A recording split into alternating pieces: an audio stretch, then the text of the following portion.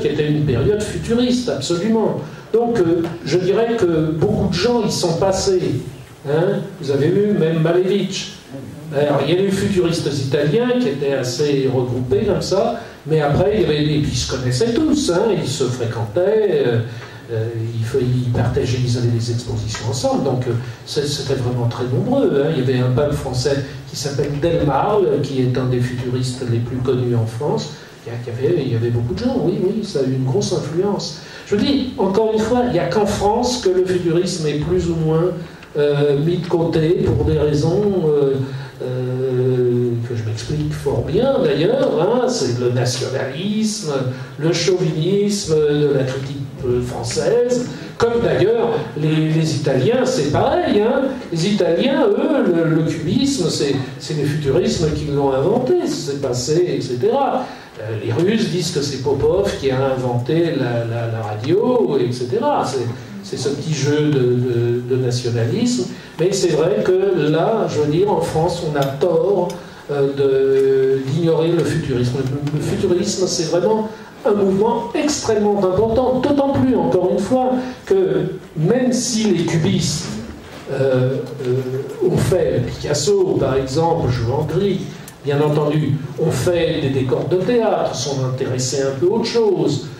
Picasso était aussi pluridisciplinaire, il faisait de la sculpture, il a écrit Picasso, on les a sortis les écrits de Picasso, il n'y a pas très longtemps, mais il a écrit même une pièce de théâtre, comment ça s'appelle, c'est le diable tiré par la queue ou quelque chose comme ça, ça me sort un peu de la tête. Mais enfin, c'était ça. Mais les futuristes étaient, alors eux, non pas pluridisciplinaires, ils étaient omnidisciplinaires. Il n'y a pas un domaine, si vous voulez, de la création, pas un. Vous n'avez qu'à en citer un, je vous répondrai tout de suite ce qu'ils ont fait. Marinetti a créé un théâtre de la sorpresa. Très intéressant, le théâtre de la sorpresa. Vraiment, il faut attendre bien après la Seconde Guerre mondiale pour voir des trucs comme ça. Il y a une pièce, si vous voulez, où les acteurs entrent. Et alors, le rideau se lève, il arrive à la hauteur du nombril des acteurs. On attend, les gens attendent, on entend des bruits en coulisses et sur la scène. Le rideau tombe, la pièce est finie. Alors, vous pouvez imaginer la réaction du public dans la salle. Une autre pièce qui me plaît aussi beaucoup, parce qu'elle se passe à table. Alors, il y a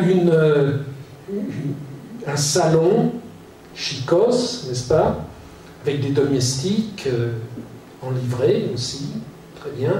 Et ils sont en train de ils mettent la table.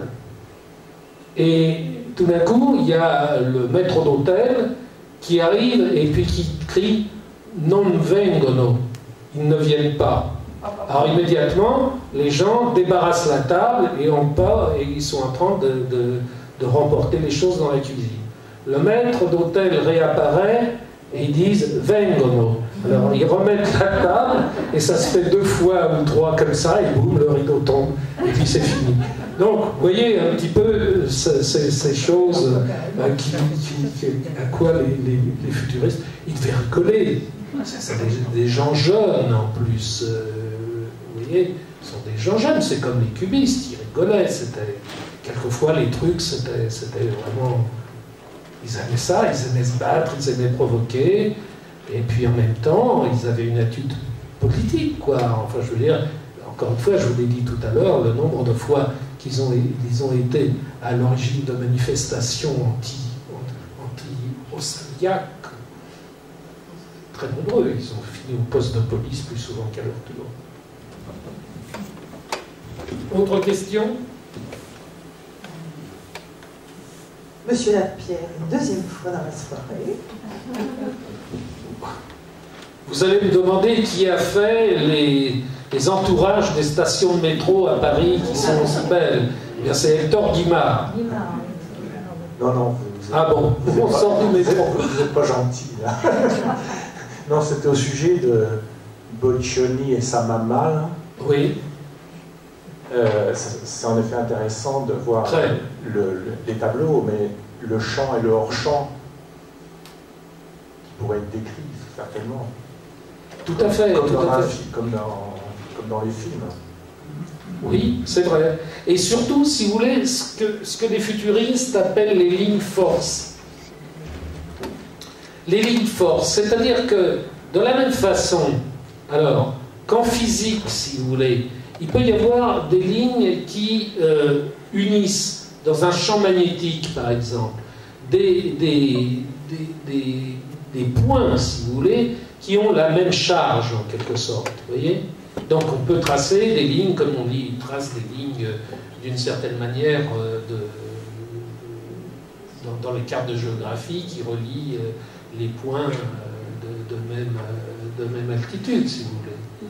De la même façon, si vous voulez, quand Boccioni peint un tableau comme celui-là, il relie entre eux, par des lignes, des objets qui ont la même, si j'ose dire, la même densité psychologique ou la même densité dans l'imaginaire.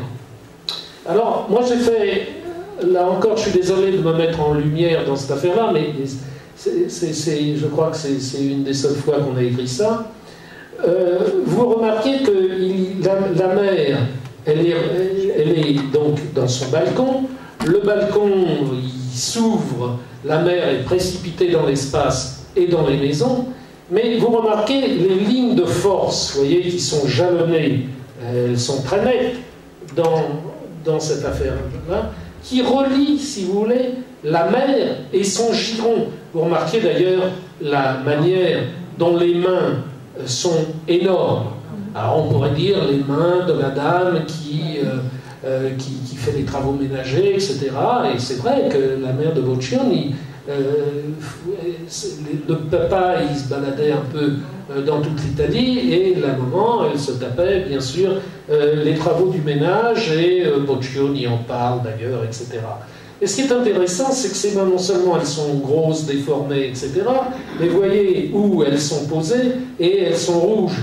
Elles sont rouges. Et le rouge, dans cette affaire-là, il est connoté de sang, n'est-ce pas?